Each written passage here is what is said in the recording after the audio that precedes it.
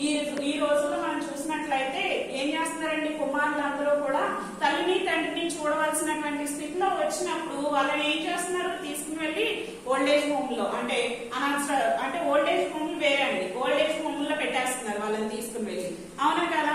అదే విధంగా లేదు అంటే అది కూడా కాదు అనుకుంటే ఏం చేస్తున్నారు, కనకొడుకులే ఒకళ్ళు ఒక నెల రోజులు ఒకరి దగ్గర, ఇంకొక నెల రోజులు ఇంకొకరి దగ్గర వీళ్ళు ఏం చేస్తున్నారండి, పంచుకుంటున్నారు తల్లిదండ్రులు, అవునా కదా.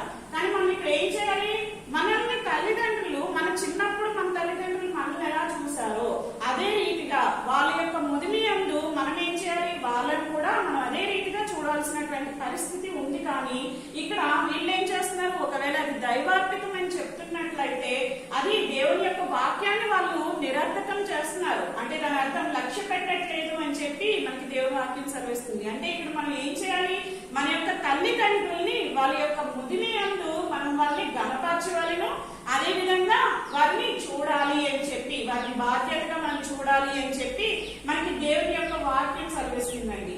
ఓకేనా. ఇదే మాట మనకి నిర్గమాకాండంలో కనిపిస్తుందండి. మార్కు సువార్త 7వ అధ్యాయం 11వ వచనం చూడండి ఒకసారి. ఇదే మాట కనిపిస్తుందండి అక్కడ కూడా. మార్కు సువార్త 7వ అధ్యాయం 11వ వచనం.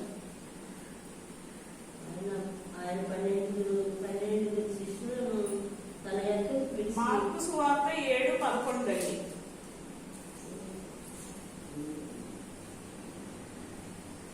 అయినను మీరు ఒకడు తన తల్లినైనను చూసి నా వలన నీకు ప్రయోజనమని ఏదో అని కొనుక్కోను అనగా దేవాస్యమని చెప్పిన ఎడల తన తల్లి కలిగినను వారిని ఏమి చేయనీయక మీరు నియమించిన మీ పరంపరాచారములను దేవుని వాక్యమును నిరాటకము చేసిదురు. మనకు అదే మాట ఇందాక మనం చెప్పుకున్నా కూడా అదే మాట కనిపిస్తుందండి. ఏమంటున్నాడు, ఏదైతే మనకి తల్లికైనా తండ్రికైనా మనం చేయాల్సింది, అంటే వారిని చూసుకోవాల్సినటువంటి బాధ్యత మనకి ఎంత ఉంది అనేది మనకి ఇక్కడ కనిపిస్తూనే ఉంటుంది బైబిల్లో.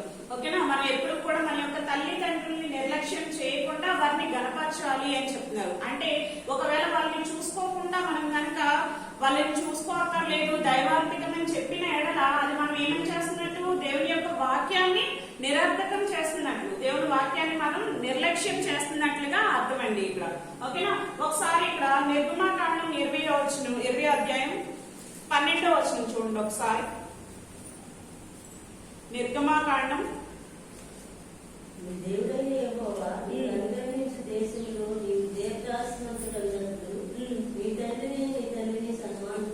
మనకి ఇది ఏం కనిపిస్తుందండి, ఇది మనకి ఆజ్ఞల్లో మొదటి ఆజ్ఞగా కనిపిస్తుందా లేదా, మనకి మోషే నియమించిన గ్రంథంలో కానీ అదేవిధంగా మన కొత్త నిబంధన గ్రంథంలో ఉన్నటువంటి యేసుప్రభు మనకి ఇచ్చినటువంటి 10 ఆజ్ఞల్లో మొదటి ఆజ్ఞ ఏంటి, మన యొక్క తల్లిదండ్రుల్ని మనం ఏం చేయాలండి, సన్మానించాలి. అంతేగాని దేవుడు వాక్యం మనకి ఏం చెప్తుంది, సన్మానించాలి అని చెప్తుందే కానీ తల్లిదండ్రుల్ని దూషించమని చెప్పి మనకి ఎక్కడా చెప్పట్లేదు, అవునా కదా.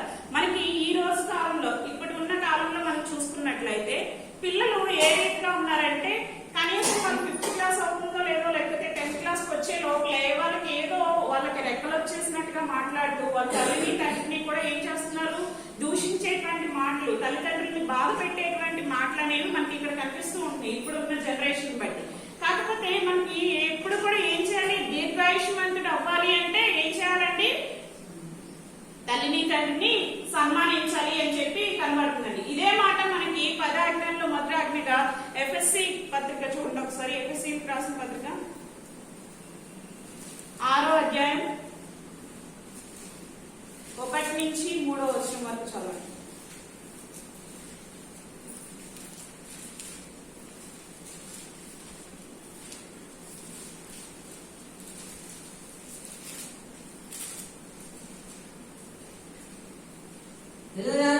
ప్రభునందు మీ తల్లిదండ్రులకు విద్య తొలగింది, ఇది నా ధర్మము.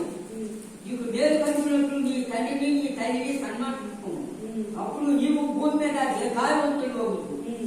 ఇది వాగ్దానంలో కూడిన ఆజ్ఞల్లో మొదటి చెప్పబడింది.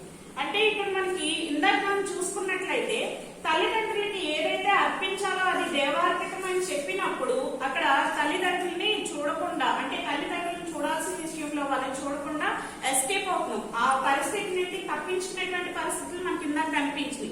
అలా చేయడం వల్ల ఏమవుతుందని చెప్తున్నాము, తల్లిదండ్రులను దూషించడం వల్ల మరణ శిక్ష పొందుకుంటున్నారని చెప్తున్నారు మనకి. అవునా కదా? అంటే మనం తల్లిదండ్రుల్ని చూడకపోతే ఏం జరుగుతుందో మనకి ముందుగా కనిపించింది. అదే రీతిగా ఇప్పుడు మనం తల్లిదండ్రుల్ని సన్మానించి వాటిని మనం గనపరిచినట్లయితే మనకి ఏమవుతుందంటే దీర్ఘాయుష్మంతులు అవుతాం అని చెప్తున్నారు. అవునా కాదండి? ఇక్కడ మనకి పిల్లలారా ప్రభునందు మీరు దీర్ఘాయుష్మంతులు అవునట్లుగా మీ తల్లిని తండ్రిని సన్మానింపుము అని చెప్పి కనిపిస్తుంది.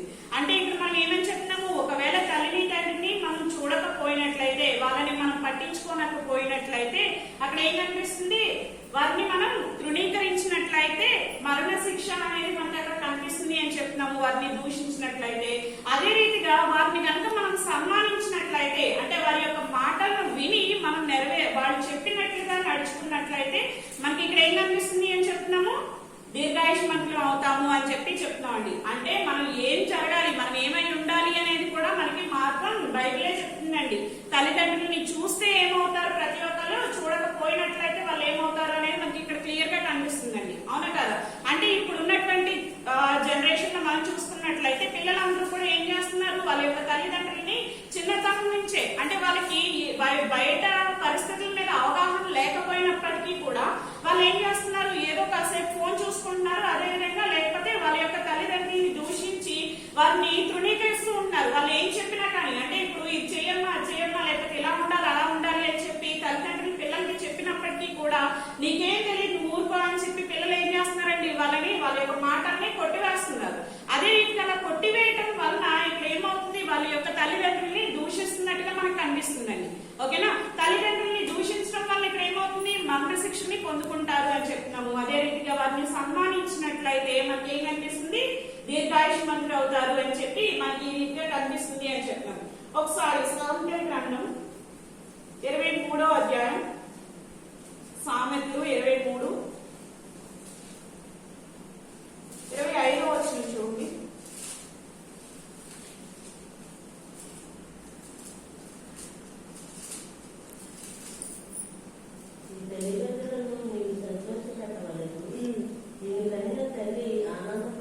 ఇక్కడ నీ తల్లిదండ్రుల్ని నీవు సంతోష పెట్టవలను, నిన్ను కనిన తల్లిని ఆనందపరచవలను అని మనకి ఇక్కడ కనిపిస్తుంది. ఇక్కడ మనకి యొక్క యేసు ప్రభు చేసిన పని అదే అండి. తల్లిదండ్రుల్ని సంతోష పెట్టాలి అని చెప్పారు. అదే రీతిగా తల్లిని ఆనందపరచాలి అని చెప్పినప్పుడు ఆయన యొక్క తల్లిని విడిచిపెట్టకుండా, అంటే శిలువ మరణం నొందుతున్న సమయంలో కూడా ఆయన యొక్క తల్లిని విడిచిపెట్టకుండా ఆయన యొక్క తల్లిని ఆనందపరిచే విధంగా ఆయన ఏం చేశారు, ఆయన యొక్క బాధ్యతని ఆయన శిష్యునికి అప్పచెప్పి ఆయన మరణ స్థితిలో ఉన్నారు అని మనకు కనిపిస్తుంది. అంటే ఇక్కడ మనకి సాధారణంగా మనం చూసుకున్నట్లయితే మనకి చిన్న దెబ్బ ఏమైనా తగిలితేనే మనం చాలా నొప్పితో బాధపడుతూ మనం ఏమి చేయలేనటువంటి, అంటే ఏడుస్తూ ఉంటామండి. ఏం మాట్లాడాలో ఏంటో మనకు తెలియనటువంటి పరిస్థితుల్లో మనం ఉంటాం. కానీ ఇక్కడ మనం చూసుకున్నట్లయితే యేసు ప్రభు ఏ స్థితిలో ఉన్నాడని చెప్తున్నాము, మధ్యాకాశంలో ఎలాడుతూ ఉంటున్నాడు శిలువ మీద. అవునా కదా? ఆయన యొక్క శరీరం చూసుకున్నట్లయితే అసలు ఏ పీసు ఎట్లా అయిపోతుందో కూడా అర్థం కావట్లేదు. ఆయన యొక్క శరీరం అంతా కూడా చీల్చివేయబడి ఉంది. ఎందుకని ఆయన ఏం చేశారు, కొరడాలతోటి విపరీతంగా కొరడాలతో కొట్టడం అనేది మనకి ఇక్కడ కనిపిస్తుంది. ముళ్ళ కిరీటం అనేది ధరించబడటం చేత ఆయన యొక్క తల నుండి రక్తం అనేది అలా స్రావం అవుతూనే ఉంటుందండి. ఆయన యొక్క శరీరం నుంచి కూడా రక్తస్రావం కనిపిస్తూనే ఉంటుంది. అయినా కానీ ఆయన చేసినటువంటి పని ఏంటంటే, ఆయన యొక్క చేతులు కాళ్ళు మామూలుగా కట్టేశారు, అసలుకి కట్టలేదు. ఇక్కడ ఏం చేశారు, మేకుల్ని అరచేతుల్లో రెండు కాళ్ళు పట్టుకుని గట్టిగా గుచ్చేయడం వల్ల ఇక్కడ ఆయన యొక్క చేతులు కాళ్ళు కూడా కదల్చలేనటువంటి స్థితిలో ఆయన ఉండి కూడా ఆయన చేసినటువంటి పని ఏంటంటే, ఆయన యొక్క తల్లిని సంతోష పెట్టాలి, ఆయన యొక్క బాధ్యతను నెరవేర్చే విధంగా ఆయన ఏం చేశారండి, ఆయన యొక్క తల్లి బాధ్యతని ఆయన శిష్యునికి అప్పచెప్పాడు అని చెప్పి మనకి ఇక్కడ కనిపిస్తుంది. అదే రీతిగా ఒకసారి యోహాను సువార్త 17:4 చూడండి. ఒకసారి యోహాను సువార్త 17:4, 17వ అధ్యాయం 4వ వచనం చూడండి. నీవు నాకు ఇచ్చిన పని నేను పరిపూర్ణంగా నెరవేర్చి భూమి మీద నిన్ను మహిమపరిచింది. ఇక్కడ మనకి యేసు ప్రభు వారు ఆయన యొక్క తండ్రి యెహోవా దేవుడితో ఏమని చెప్తున్నాడండి, నీవు నాకు ఇచ్చిన పని నేను సంపూర్ణంగా నెరవేర్చి భూమి మీద నిన్ను మహిమపరచితిని అని చెప్తున్నాడు. ఇక్కడ మనకి మనం చేసేటువంటి పనులు ఏవైనా సరే కూడా ఎవరిని మహిమపరచాలండి, దేవుని మహిమపరచాలి. అవునా కదా?